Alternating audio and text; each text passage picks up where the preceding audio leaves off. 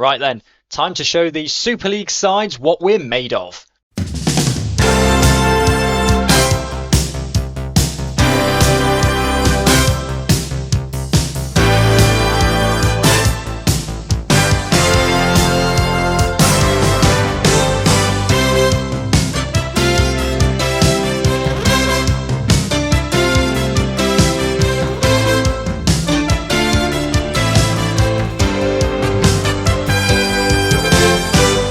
Yes, welcome along to this week's Women's Football Chat, the show dedicated to the FAWNL. My name is Chris Gadsby. I'm here every Thursday at 6 p.m, bringing you the very latest from the third and fourth tiers of women's football here in England. That is the FA Women's National League and the 6 divisions within it. So, plenty to go through on this week's show. 2024 is now well underway for most of the teams. The weather had an impact on quite a few of them, but this weekend is the big one, the fourth round of the Women's FA Cup. The Super League sides entering the competition, and a couple of FAWNL sides have got some very tasty looking ties in that fourth round. We are guaranteed one FAWNL side in the fifth round at least. We do have one all FAWNL tie, but we will get on to that later on. So yes, plenty to go through. Some very important fixtures to start 2024 at the top and bottom of the tables, not just in the week just gone, but also in the weeks to come. So plenty of kind of little trinkets and little bits of analysis to do on some of the tables. We'll start, as we always do, with the Northern Premier Division. Let me just make my camera a bit smaller, not to cut off Wolves, whereas I know Wolves fans will be a little bit unhappy. So, yes, Derby County against Liverpool Feds. That match was abandoned because of a very serious injury to Derby's Megan Tinsley. She suffered a dislocation of the ankle, fracture to the fibula and ligament damage. So will be undergoing surgery for that. But Derby want to take the opportunity to thank the players and staff that rallied together to support Megan, the medical staff and those from Liverpool Feds, the team from St John's Ambulance and the paramedics that attended the scene. So yes, it's going to be, as Derby said, a lot harder for them now because they are without Megan Tinsley. But she has been not back at training, obviously. She has visited training. That was, what are we on now? The 11th. So 2 days ago when they trained on Tuesday night. She did attend training with a foot all in a cast and all of that, so they did manage to, as Derby say, stop her from taking part. But this injury came with about 5 minutes to go in the game against Liverpool Feds, with Derby 2-1 up at the time. And I suspect that it will be replayed in full at a later date, but we don't yet have confirmation on that.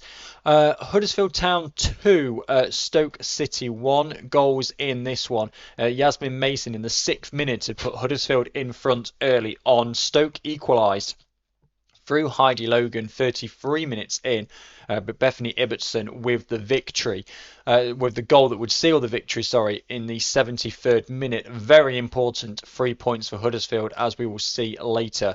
Newcastle convincing 7-0 over Halifax, a hat-trick for Katie Barker, starting off in the 2nd minute, 27th and 52nd there as well. Georgia Gibson in the 14th minute, Emma Kelly in the 43rd, and other goals there, Tyler Dodds 79th and Hannah Greenwood also in the 79th. So 4-0 at half-time, game done. Newcastle just trying to stretch the goal difference as best they can. Forest 3-0 winners over West Bromwich Albion. 2 for Luan Worsley in this one, 32nd and 56th minutes. Holly Manders in the 64th as well. So 3-0 victory for Forest. Stourbridge, important 3 points for them. 2-1 victors over AFC Fylde at the War Memorial Athletic Ground. Goals in this one. Fylde had taken the lead in this one through Lois Moore in the 14th minute, but Stourbridge rallied back. Jessica Lowe in the 27th and Kelsey Richardson in the 79th. So a 2-1 victory for them. And Wolves, they had gone into the break 1-0 in front. Beth Merrick in the 12th minute had put Wolves in front. But then you go into the second half, and Burnley answered straight back through Isabella Reedford in the 46th minute before Leah Embley was allowed to run from her own half into the Wolves half, past about 5 players, hit a shot from 30 yards. The keeper should arguably have done much better with it, but Embley should never really have been given the opportunity to get the shot away, and that one went in with 15 minutes to go. Burnley hold on for a 2-1 away victory at Wolves, and what that means for the table in the Northern Premier Division is that after I wrote at Christmas in my Christmas articles that Wolves were probably in the best position to challenge Newcastle, that doesn't seem to be the case anymore.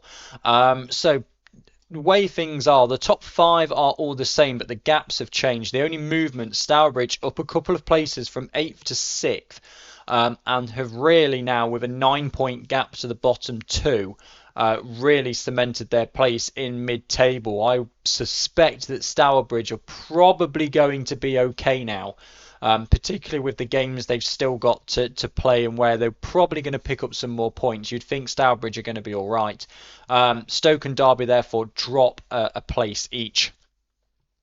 Derby, of course, technically having not played, and Stoke losing to Huddersfield. Big 3 points for Huddersfield. Yes, they've now played 3 games more than Halifax, but there are only 3 points back. Technically, it's 4 because of the goal difference, or you've got to treat it like 4 because of the goal difference. But it seems a much more manageable gap now between Huddersfield and Halifax. Fylde, though, missing out on the chance to close the gap to safety for themselves.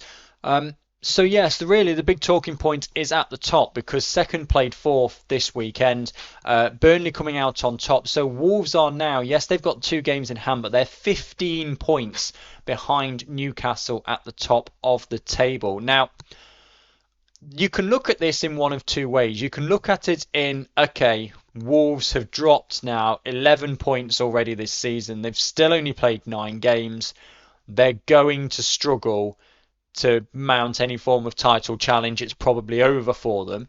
The flip side of it is, well, okay, it's 15 points.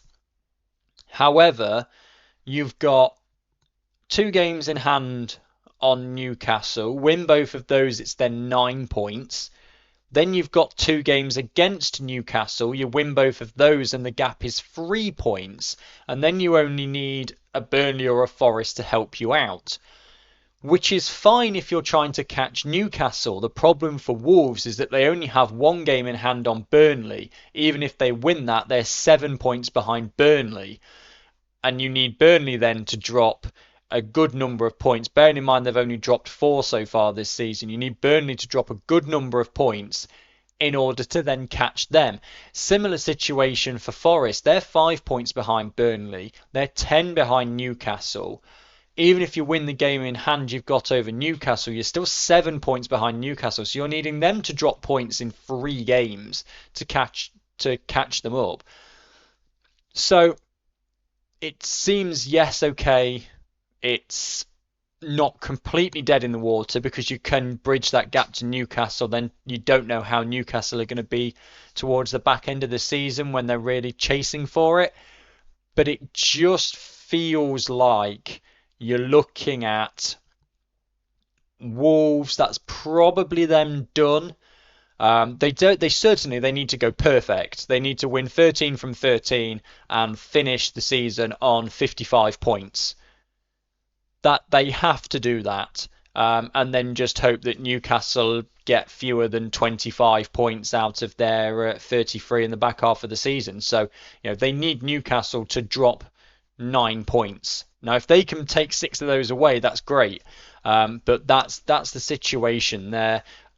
Forest, yeah, again, they need to beat Newcastle and beat Burnley to close that gap up and just make it a bit more kind of realistic and manageable. It looks as though it's going to be 2 at the top, and they're the ones that are going to fight it out. Down towards the bottom, Fylde desperately need wins. They haven't got any so far this season. Huddersfield have made it more manageable, but it's that gap to Halifax Yes, it's 3 points. Realistically, it's four, but Halifax have got 3 games in hand. It's 4 points to West Brom. It might as well be five because of the goal difference again. So you're looking at Huddersfield needing a couple more wins and things to go their way in the back half of the season. Not completely unachievable, just a little bit more difficult, but it is certainly more manageable now that they've got that good win against a mid-table Stoke side, and that might give them confidence going into like Derby and West Brom and Halifax fixtures, certainly filed as well in the second half of the season, that they can go and get victories against these teams.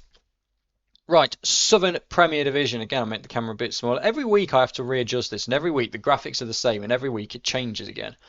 Right, Southern Premier Division, Billericay Town 0, Portsmouth 1. A goal late on in this one was the only goal of the game. That one to Alison Hall. So Portsmouth with the 3 points there. Cardiff City were, if memory serves me correctly, I'll just double check this again. Yeah, they were behind to London Bees. Caleb Potter had put London in front in the 27th minute, and they went in they went in ahead at the break there. Cardiff then pulled it back. Emily Poole 65th minute and Terry Jo Guavin in the 80th minute. 2-1 Cardiff City would have been a very important 3 points for Cardiff, but then in the 96th minute, Lauren Cullum in the 96th minute. Cardiff were down to 10 by this point, and London get themselves an equaliser. So the points shared there at the Newport Stadium. Rugby Borough winning away at Cheltenham by 4-0. Nicky Potts, 71st minute. All these goals coming in the final 20 minutes. Nicky Potts in the 71st, Samantha Kerwood Wagner in the 75th, Jessica Camwell in the 83rd, and then Lucy Whip in the 85th. So what turned out to be a very convincing victory for Rugby Borough was very tight for the first 70 minutes of this game. Really important win for Oxford away at Ipswich. It's not done wonders for Ipswich's title challenge. Vitalia Budieva with the only goal of the game for Oxford 70 minutes into the game. Both sides finished with 10. Lacey J. Liggett sent off in the 54th minute. Evie Williams also sent off for Ipswich. So both finishing with 10, but it's Oxford that get all 3 points. Last gasp winner for #United. The luck of the bounce seems to be going their way this season. Macy Nichols in the 12th minute and Samantha Rowland in the 20th minute had put them 2-0 up away at MK Dons. Before MK Dons fought back, Rianne Rush in the 39th minute, Lily Dolling in the 89th minute. They thought they'd rescued a point at MK Dons, but an own goal in the 95th minute mean #United take all 3 points. And then finally, Plymouth Argyle 3, Chatham Town 3. Big swing of goals in this one. Plymouth, first goal of 2024 to Ellie Sara in the first minute, and they went in at half-time 1-0 up. First goal for Melanie Espinosa right after half-time, 46th minute. Equalised for Chatham. She then put them in front in the 63rd minute before Sarah equalised for Plymouth in the 67th minute. 2-2 it was there. Chatham then go in front again. Breon Grant 12 minutes from time before Mia Endicott with 2 minutes to go equalised again for Plymouth, and 3-3 is how it finished there. What that means for the table, there's not a lot of movement. Oxford United up to 5th after their victory away at Ipswich. So Ipswich now very much off the pace.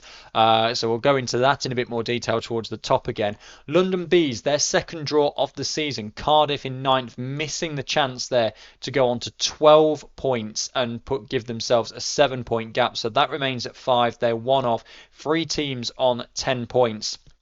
Looking over their shoulders towards the bottom 2. London Bees, it's an important point. It is, and it will feel like an important point to them because they were losing up until stoppage time. They are still 8 points. They've not gained anything because Plymouth and Chatham drew 3-3. So it's all the same between, the bottom 4 really. The gaps are all the same. Billericay Town have been dragged closer into that by a point. Because of their loss to Portsmouth. So the bottom is all pretty much the same. Cheltenham, you feel, 9 points clear. they're not going to get dragged into it, you wouldn't think. It's going to be 2 from those 5, and it's a big ask for London and Chatham, who haven't won yet this season. If they're going to keep ticking along with draws, that's fine, but you need to pretty much draw everything. And it's a big ask, particularly London. They're 8 points away from safety. They're 3 wins away from safety with 11 games to go. At the top, though, Hashtag United with their late winner, Portsmouth will be absolutely kicking themselves. Well, not themselves, but like really not too happy with MK Dons letting in that extra time, stoppage time goal that meant Hashtag United kept their 3-point gap. But it's a 3-point gap with just two games in hand over Portsmouth, as we will get on to later. But I will allude to it now. This weekend is Hashtag against Portsmouth in Portsmouth. Now, if Hashtag are to win that and they go 6 points clear, yes, Portsmouth have got 2 games at hand, a better goal difference, it puts the pressure on Portsmouth. If Portsmouth win that and make it level on points, Portsmouth will go top because of the goal difference, and they've got 2 games in hand. That will be a huge morale boost for Portsmouth. Rugby in third, they remain kind of within touching distance, just about. They are 6 points behind Portsmouth. Portsmouth have a game in hand. Ipswich have a game in hand over Portsmouth, but they are 11 points behind. That loss to Oxford, in my view, has probably ended Ipswich's title challenge, unless they can go and beat the top 3. Let's say, for example, everybody goes to 13 games. I know it doesn't quite work like that because Hashtag and Portsmouth are playing each other. But if you balanced it all out, you're looking at Portsmouth on 36, Hashtag 33, Rugby 27, and Ipswich 28. So even with the games in hand, you're still looking at an 8-point gap, plus the goal difference, so kind of a 9-point gap. That's 3 wins. You're needing Portsmouth to lose 3 games in the back end of the season. They've only lost 1 all season. They've only dropped 3 points all season. So it's a big ask for Ipswich. I feel very much like the Northern Premier Division. I feel that this is turning into a 2-horse race.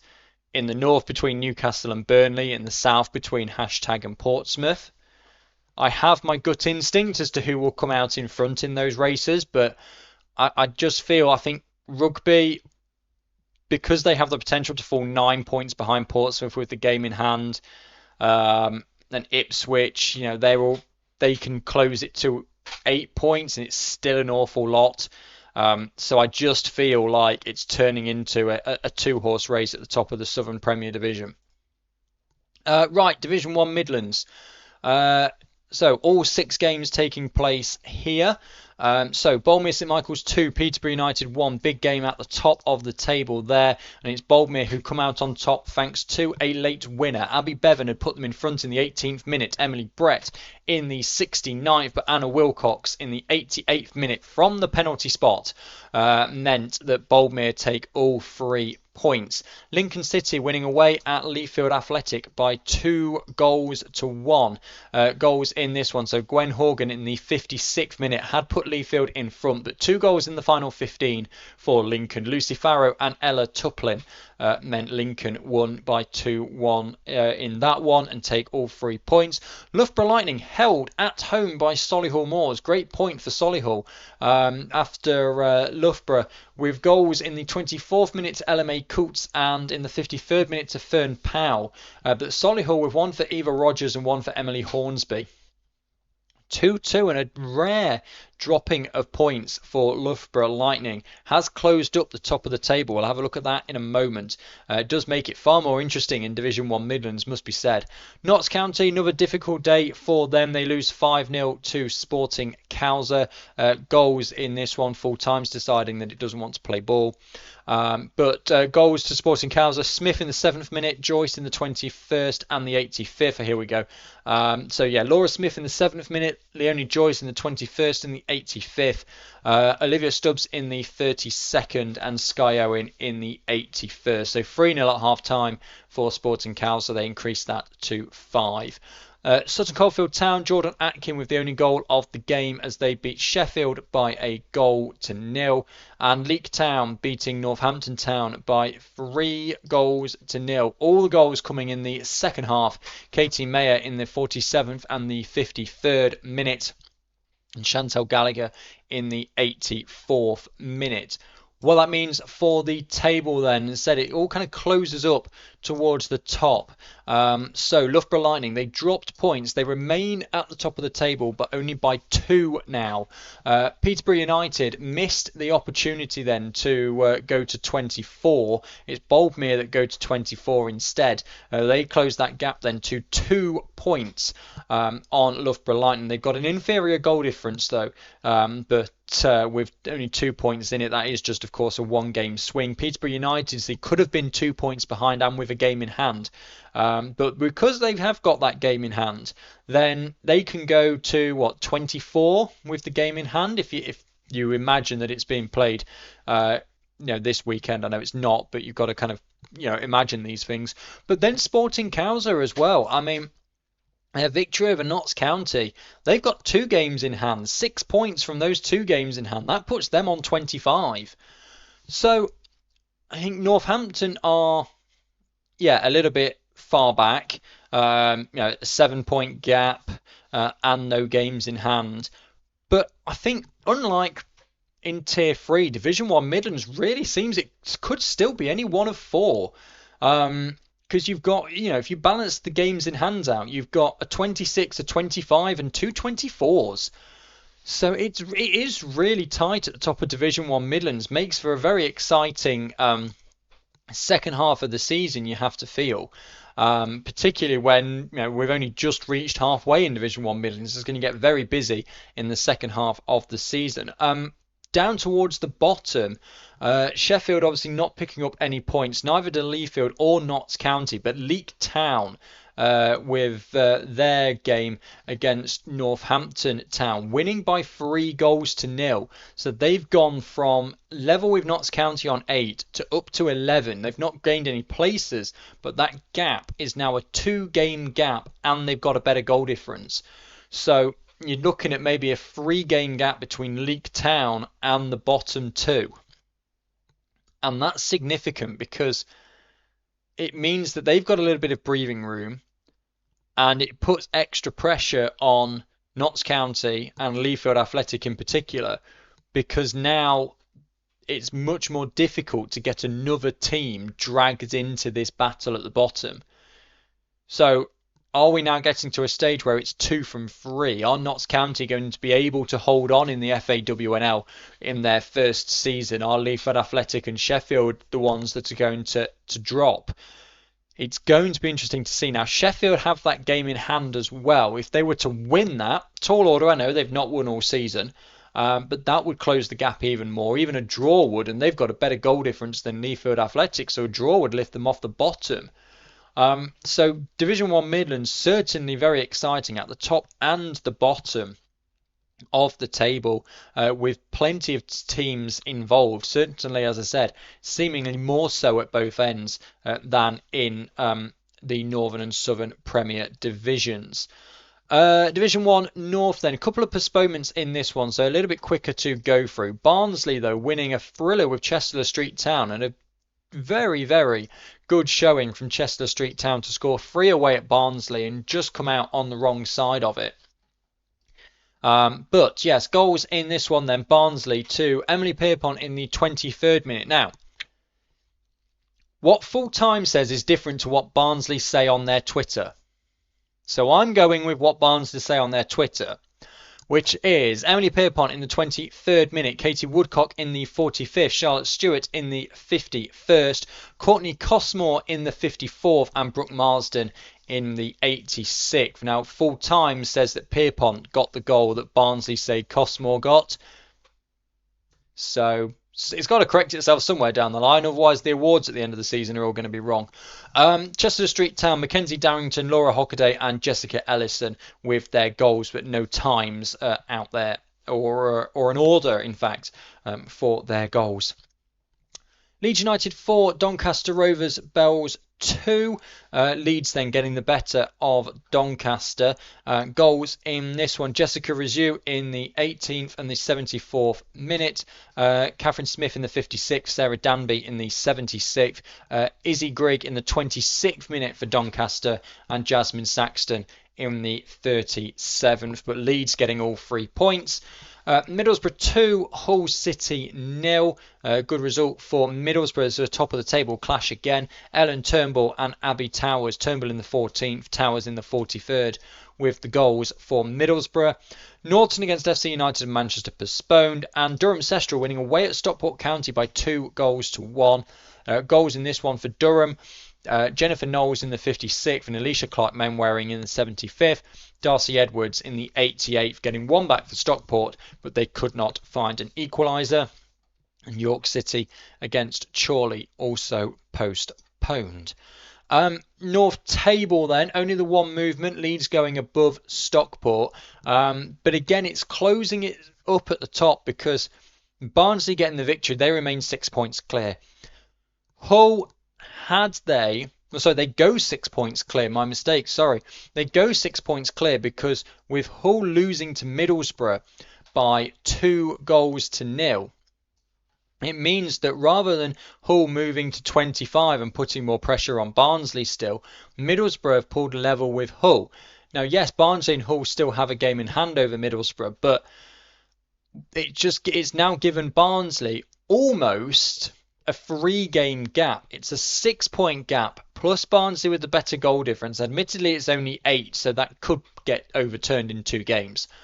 But they've got a 6-point gap. They've got a 2-game gap in any respect. Leeds game in hand and in 4th. If they win the game in hand, they go level with Middlesbrough in 3rd. But because Barnsley and Hull have got games in hand as well, you've got to treat it as a 9-point gap to Barnsley anyway. And Barnsley have only dropped 2 points in the first half of the season. Difficult. Maybe not completely undoable, but difficult. Probably talking about 3 teams rather than 4 in Division 1 North at the top. Down towards the bottom, it's a much more interesting. So Chester Street Town, FC United, Manchester still on 4 points each. Norton Stockton, York City still on 7 each because that game between York and Chorley postponed. Norton and FC United and Manchester postponed. Chester Street Town, we kind of expected they were going to lose to Barnsley anyway. So it's all the same between the bottom. Well, the bottom 6 is all the same because Doncaster lost as well.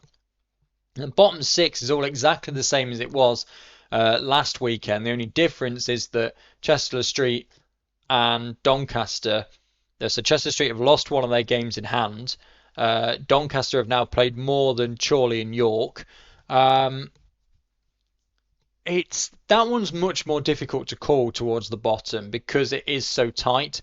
And there's so many differences in games which the other leagues haven't had towards the bottom. So it's much more difficult to call in Division 1 North. We need the Tides to basically play games. We're now in mid-January and Chester Street Town still only managed to play 9. The way the pitches and the weather has worked. Right, Division 1 South East.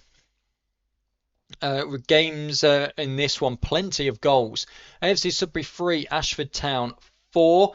Now, really difficult to actually find information about these games when you get into Tier 4, particularly in the South, because Ashford haven't yet announced their lineup, which is a fine in itself. They didn't put anything on Twitter, which is also very helpful. I got the times off AFC Sudbury's Twitter, but not the goal scorers for Ashford. So Sudbury scored with Jessica Allen in the 15th minute, Leonie Besant in the 24th, and Yasmin Drake in what I'm making out from the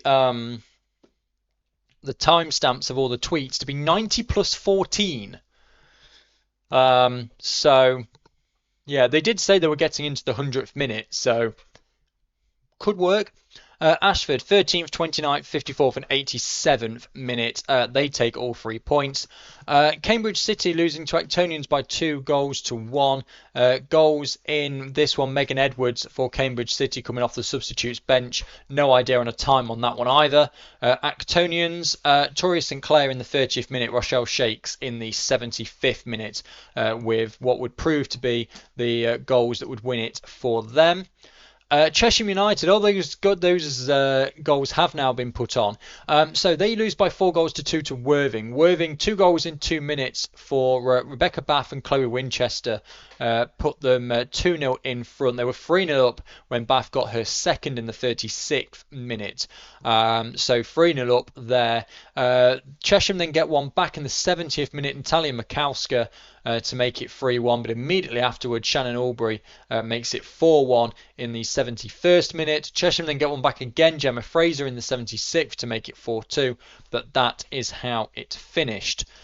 Haywards Heath Town 2, Cambridge United 2.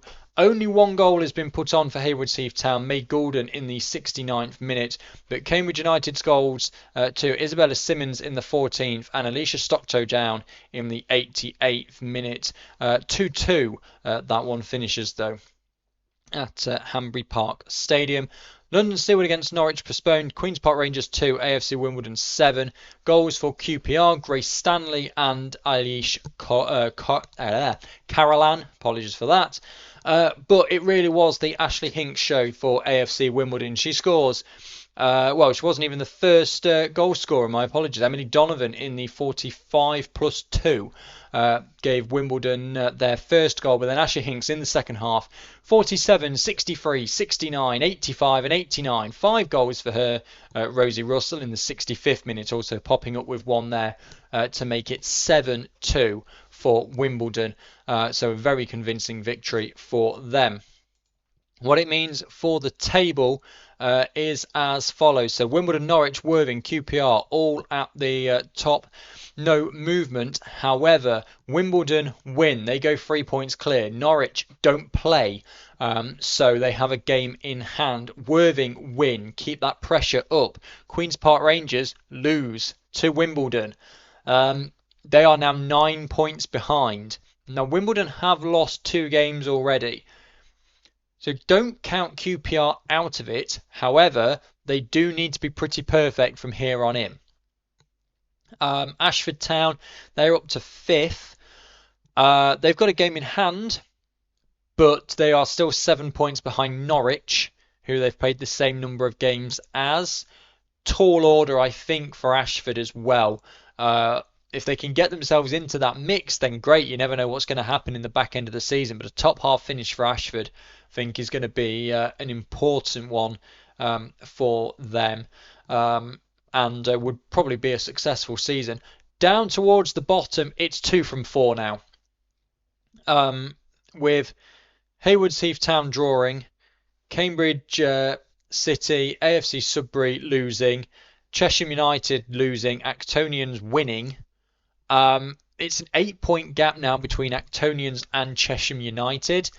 Actonians with an 8-point gap to Cambridge City. And Cambridge only have 6 so far this season. Given the other points that Actonians will surely pick up along the way, they are out of it, in my opinion. So it's 2 from 4. Which 2 from 4? I have absolutely no idea. Chesham are in the best position because they've got 2 games in hand on the team in the relegation zone that they're trying to pull away from. But the goal difference is all pretty similar. The points are the same. It's pretty much a mini league between those 4 teams now. And it's 2 from those 4 that are going to go down out of South East. No idea which 2, as I said, because it's so tight at the bottom there. But I think Actonians have done enough now to be safe, and it remains to be seen which 2 end up coming down into Tier 5. Division 1 Southwest results then. Only 3 games to talk about here because it suffered quite a bit with the weather. So Abingdon United 1, Portishead Town 2. The information for Abingdon isn't on there yet. They've put the squad up now, but I had a look and it wasn't down as an own goal or a penalty, so just don't know about their goal scorer. But Tamsin Hayward in the 23rd minute for Portishead and Stella Morgan in the 78th minute meant they get a very important 3 points. Maidenhead 8-0 winners over Chelsea. Goals in this one: Megan Halfracree in the 19th minute, Mason Nikia Walters 31st and 35th, an own goal in the 52nd, Simone O'Brien in the 62nd, and Alicia Lunn in the 82nd and the 86th, as well as then Isabel Stockton in the 90th. 8-0. Chelsea suffer another defeat. And towards the top, Swindon Town 1, Exeter City 6. Ishbel Zermond in the 12th minute, a hat-trick for Sarah Stacey. 40th, 70th and 80th minute, Jenna Markham in the 58th and the 75th. Goal for Swindon, Annabelle Colston in the 55th minute. What that means for the table is Exeter City go top because Bournemouth didn't play this weekend. So Exeter go top. They have the same goal difference now, but they have played a game more. And see, they are still perfect. 10 from 10. Bournemouth 9 from 9. And that's the only movement in the league. Chelsea remain at the bottom after their defeat. Portishead Town have pulled away from the bottom 2, but because Maidenhead also won, those two just both gained 3 points each and they haven't moved. And then the other game from this weekend, because it was, so Abingdon lost to Portishead, Maidenhead beat Chelsea, and Swindon lost to Exeter. So Swindon in third have lost even more ground to the top 2. I said it before Christmas, it's a top 2 race between those two realistically. Swindon Town and Moneyfields just have to hope that those two start slipping up in the back end of the season, but it just doesn't look particularly likely. And down towards the bottom, Maidenhead and Portishead, they both win, they pull themselves away. It does make it even more difficult for Southampton women to pull themselves away now because, yes, they've got 3-4 games in hand, but they need to win 2 of those to get up above Portishead and Maidenhead. So we've been saying for a good portion of the start of the season that that Southampton women's league position doesn't really reflect where they are. It almost feels like it's starting to now, and they've just not been able to climb the table like perhaps I expected them to do earlier on in the season. So Chelsea, I still think, they've given it a very good go, but I think they're going to be one of the 2 that go down. So you're almost looking at, is it going to be Southampton or is it going to be Torquay? Or are Torquay, who have been close on a number of occasions to getting more points than they have, going to just manage to find that one extra gear that means they can turn a 1-goal defeat into a draw, maybe a draw turns into a win, and just start to apply pressure on those above them. But 2-horse race at the top, I think we can pretty much all agree on that. Down towards the bottom, more interesting. Keynsham with their games in hand in 7th, they've done enough.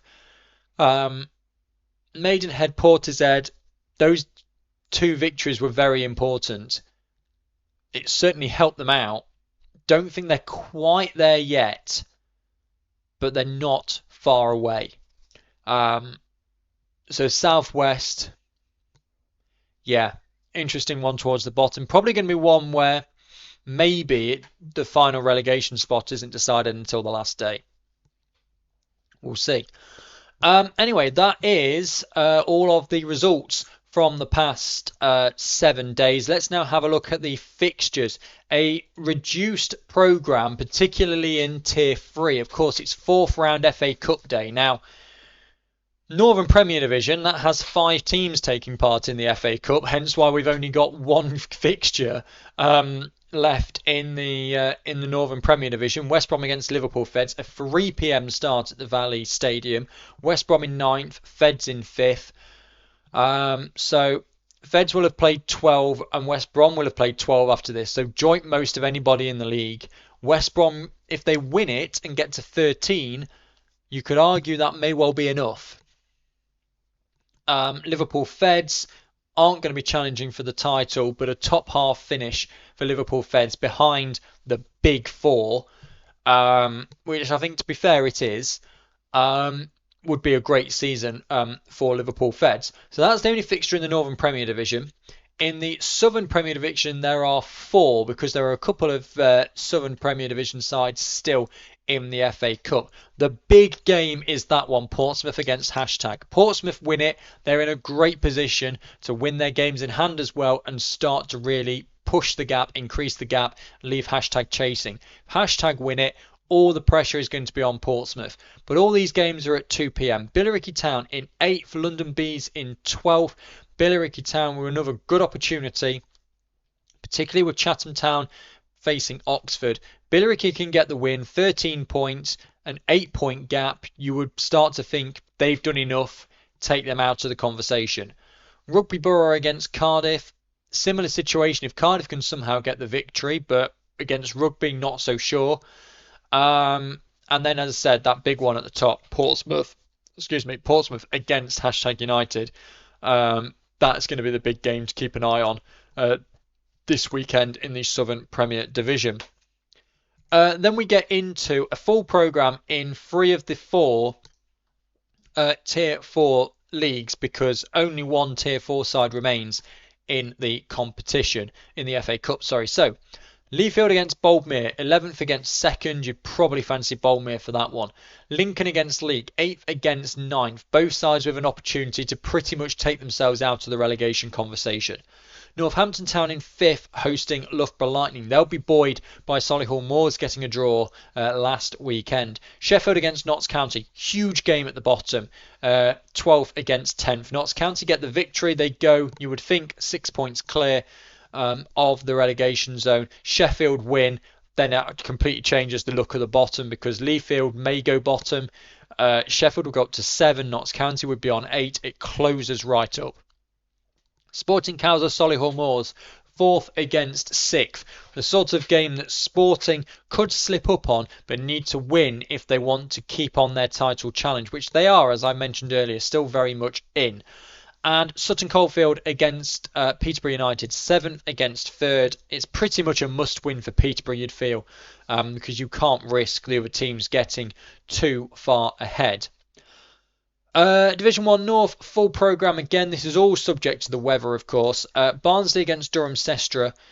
Barnsley 1st, Durham Sestra in 6th. Chorley against Norton Stockton Ancients is 7th against 10th. Chorley already have an 8-point gap to the bottom 2, so they could be already out of the conversation. Norton are desperate to get themselves out of the conversation. Doncaster Rovers Bells in 8th, Stockport County in 5th, mid-table clash, but Doncaster are looking over their shoulders at the bottom 2.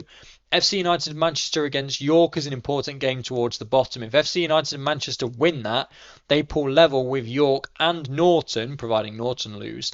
And then that obviously becomes much more into the conversation. If York win it and it becomes a 6-point gap, providing that Chester Street Town lose away to Hull, you would suspect they will. Then again, there's that 6-point gap then between York City and the bottom 2. Middlesbrough against Leeds, 3rd against 4th after a good win away at second-placed Hull. At home to second-placed Hull last weekend. Middlesbrough now host 4th-place Leeds, getting these big, tough games out the way early in 2024. If they can win those, it really puts the pressure on. Division 1 South East fixtures then. Wimbledon against Sudbury. Ashford against Actonians. Cambridge City against Cheshire United. Cambridge United against Norwich City. Haywards Heath Town against Queen's Park Rangers. And London Seaward against Worthing. So Wimbledon in 1st. Sudbury down in 10th. Ashford Town in 5th. Actonians in 8th. Cambridge City against Cheshire United is a really important one down towards the bottom. 2 teams on 6 points. Cambridge United against Norwich, 6th against 2nd. Norwich need to win that to keep the pressure on Wimbledon.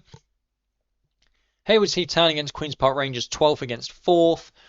London Seaward against Worthing, 7th against 3rd. So quite a few kind of top and bottom on there, and it's the big one is Cambridge City Cheshire United. That's the big one. 11th against 9th, both on 6, one in the relegation zone, one not. That's certainly going to be the one to watch for me this weekend in Division 1 South East. Division 1 South West, just 4 games. There is no game between Bridgewater United and Chelsea. That's been cancelled. And obviously Moneyfield's not playing either because they are still in the FA Cup. So Bournemouth against Swindon, second against third. Bournemouth, of course, if they win, they need to... they keep up their 100% record. Swindon, if they lose this, are not in the title conversation. If they were to win it, take points away from Bournemouth, then you might start thinking that, okay, perhaps they can do the same to Exeter, and maybe they are going to get themselves somewhere near the conversation. But big game at the top there. Exeter City against Southampton Women's, first against 10th. Portishead against Keynsham, 9th against 7th. It's one of these, again, if Portishead are able to win this, after getting that victory against Abingdon United, who are in 5th, if Portishead can win this game, they're out the conversation, in my opinion, for relegation. Torquay United against Abingdon United. Torquay will be buoyed by the fact that Portishead just beat Abingdon. You probably favour Abingdon to win it, though, but you are looking then at a couple of really important fixtures down towards the bottom of Division 1 South West, where teams could lift themselves out of the relegation conversation. Right, now the big one. FA Cup Round 4, Super League sides in the competition. Now, we have 8, not 7, as the FAWNL first of all put out. It's 7 ties, it's 8 teams. Derby County, Northern Premier Division, hosting Super League Leicester City. That's at 3 o'clock on Sunday. Sunderland Southampton, all Championship. Burnley of the Northern Premier Division at 2 o'clock on Sunday take on Birmingham City of the Championship. Moneyfields, the only Tier 4 side left in the competition, go away to London City Lionesses at 3. Super League versus Championship, Spurs against Sheffield United. All Super League, Chelsea West Ham. All Championship, Crystal Palace Blackburn. Wolves away at Reading. Reading, of course, struggling somewhat in the Championship. Wolves going well in the Northern Premier Division. 2 o'clock on Sunday, that game. I might fancy Wolves in that one, to maybe put a shock in there. Arsenal Watford, Super League versus Championship. Luton Town of Tier 5. Against Brighton Hove Albion of the Super League. Superb tie for Luton. 1 o'clock, that one. All Tier 3 tie. Plymouth against Forest. So that's the guaranteed FAWNL side in the 5th round. Ipswich Town against Charlton. Ipswich, don't forget, beat Lewis in round 3. Now they've got another Championship side, so and at home as well. So maybe fancy Ipswich there. Do not rule them out. Bristol City against Liverpool, all Super League. Durham against Manchester City is at 12:30. That's Championship against Super League. Manchester United against Newcastle United. Good away tie for Newcastle. Particularly with Newcastle being fully pro, it's an opportunity for them to test themselves against the sort of side that they want to be playing in a couple of years' time in the league.